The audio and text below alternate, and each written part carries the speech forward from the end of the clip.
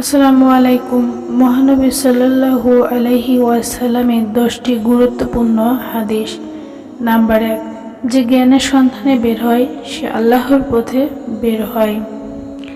Number 2, অনুমান ও কুধারণা করা থেকে বিরত থাকো, কেননা অনুমান হলো বড় মিথ্যা কথা। নাম্বার 3, উত্তম স্ত্রী তো সেই যার দিকে তাকিয়ে স্বামী আনন্দিত হয়, স্বামী কোনো কিছু আদেশ করলে তা পালন করে এবং স্বামী যা অপছন্দ করেন স্ত্রী তা করে না।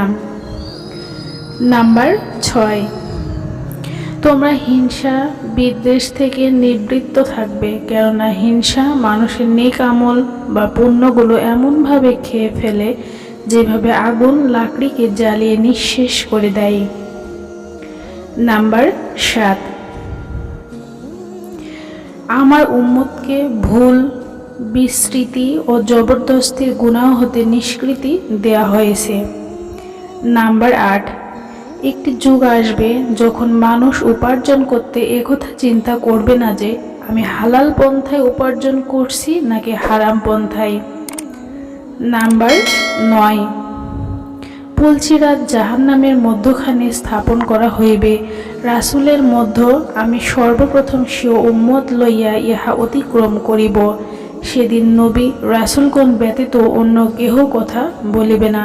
প্রত্যেক নবী বলিতে থাকিবে, হায় আল্লাহ নিরাপত্তা দান করুন, হায় আল্লাহ নিরাপত্তা দান করুন।